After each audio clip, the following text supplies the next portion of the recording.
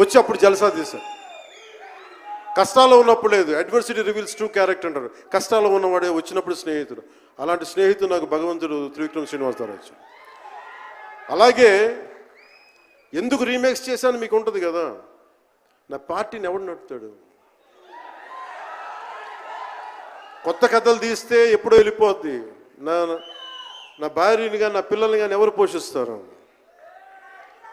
నేనే పోషించుకోవాలి, దానికి డబ్బులు కావాలి, పార్టీ నడపాలి. వీటన్నిటికీ రీమేక్ అనేది నాకు కొంచెం ఈజీ దారి అయింది. సొంత సినిమాలు కొత్త సినిమాలు చేయలేక కాదు, వేరే దారి లేక.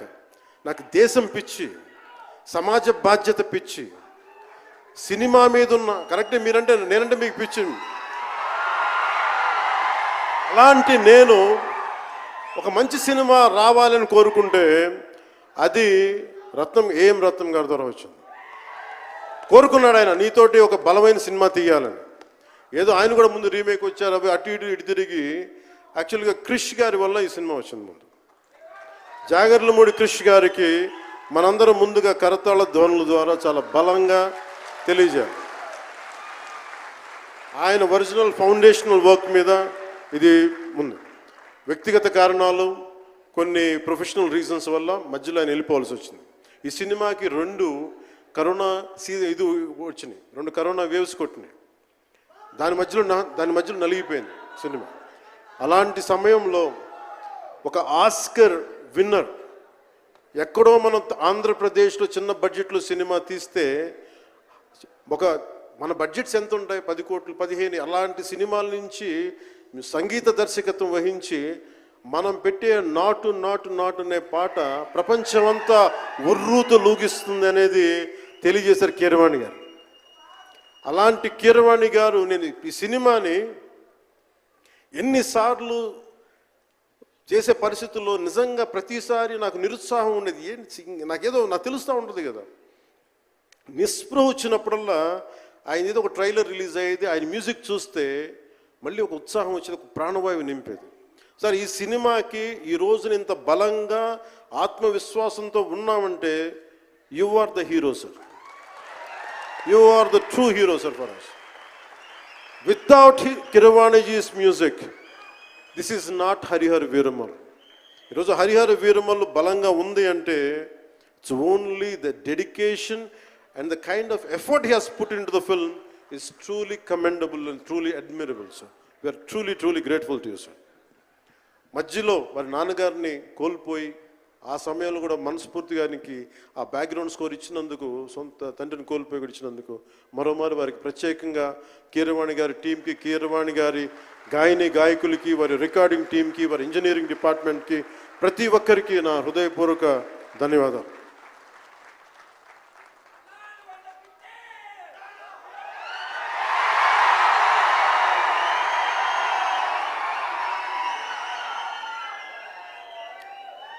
ఈ సినిమాని టెక్నీషియన్స్ గురించి అందరితో మాట్లాడి then will talk about cinema. Jyothi Krishna నాకు ఖుషీ టైం నుంచి లండన్లో చదువుకొని వచ్చాడు, film making course as a director. ఆయన సినిమాని చాలా బాగా హ్యాండిల్ చేశారు.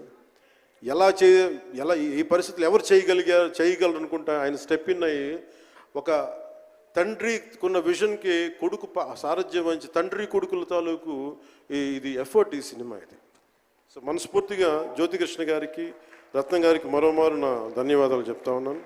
అలాగే ఈ సినిమాని ప్రారంభించినప్పుడు జ్ఞానశేఖర్ గారి కెమెరామెన్, ఆయనకి నా మనస్ఫూర్తిగా కృతజ్ఞతలు. అసలు ఈ సినిమాని ఇంత రికార్డ్ బ్రేకింగ్ స్థాయిలో మీ అందరికీ తెలుసు కదా, మీరు ఎంతసేపు ఓజీ అంటారు. నా సినిమానే ఓజీ బయట వాళ్ళ సినిమా కాదు కదా, మన సినిమానే కదా.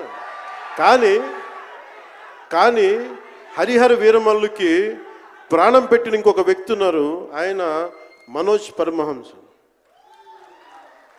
అంటే నాకు టైము నేను రోజు చెప్పాను 2 గంటలు ఇస్తానని చెప్పాను.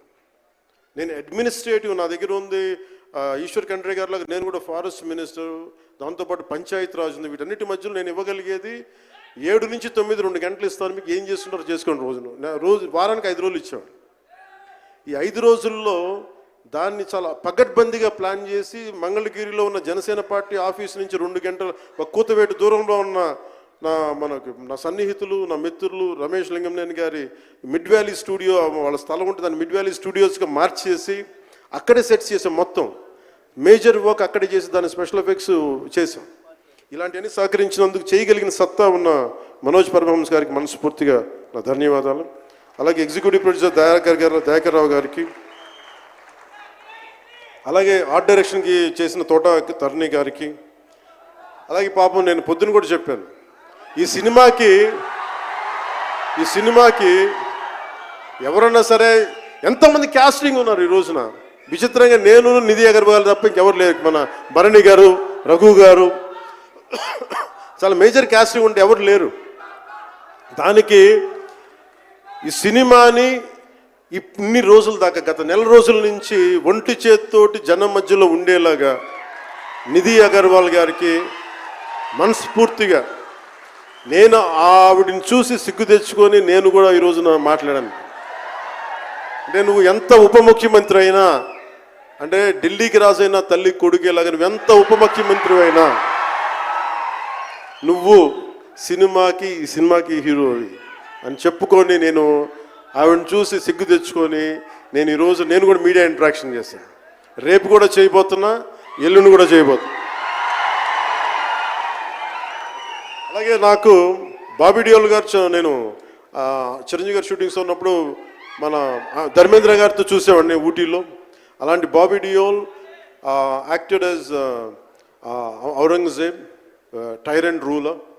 అలాంటి brilliant performance by Bobby Deol. I truly grateful to Bobby Deol for accepting this role.